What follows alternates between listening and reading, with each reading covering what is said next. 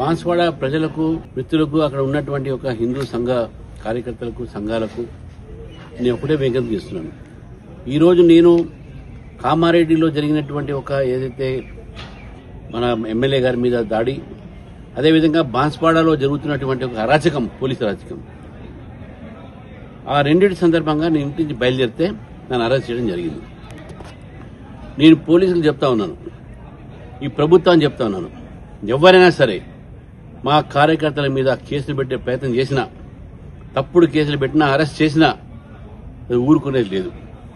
ఇప్పటికే బాన్స్వాడలో 70-80 మందిని దాదాపు ఇల్లీగల్గా అరెస్ట్ చేశారు. ఏదైనా మాట్లాడితే పోలీసు అధికారులు అక్కడ రెస్పాన్స్ ఇయ్యరు. ఇక్కడ ప్రభుత్వం మొత్తం కూడా ఎంఐఎం చేతిలో ఉంది. ఎంఐఎం అసదుద్దీన్ ఓసి మాట్లాడతాడు బాన్స్వాడ గురించి. నేను వార్నింగ్ ఇస్తా ఉన్నాను ఈరోజు. ఇది మంచిది కాదు.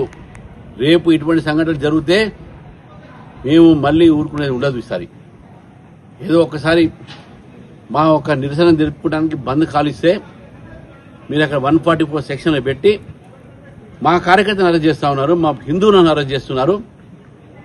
ఒక్కడైనా మీరు ఎంఐఎం వ్యక్తిని అరెస్ట్ చేశారా? ముస్లిం అరెస్ట్ చేశారా? చేయలే.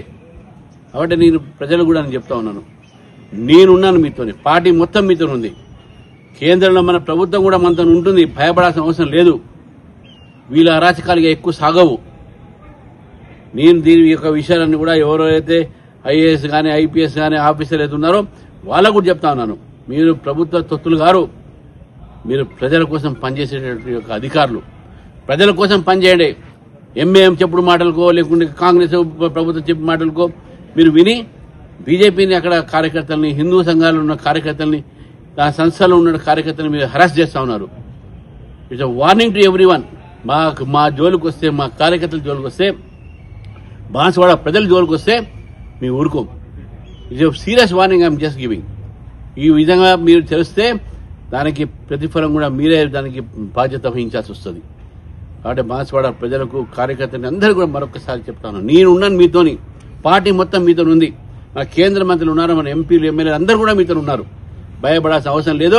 ఈ ఎంఐఎం చేసేటటువంటి అగాడ్డాలు కాంగ్రెస్ పార్టీతో కలిసి దీనికి భయపడేది లేదు. మనం అందరం కలిసి ఉందాము, ఐక్యంగా ఉందాము.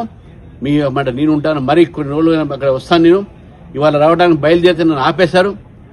ఎన్ని రోజులు ఆపుతారు చూస్తాను నేను, ఎన్ని రోజులు ఆపుతారు. కాబట్టి ఆపే సమస్య లేదు.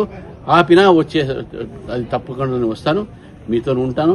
మిమ్మల్ని మేము కాపాడుకుంటాం, మనం అందరం కాపాడుకుంటాం అని చెప్పేసి కూడా మీ అందరూ తెలియజేస్తాను.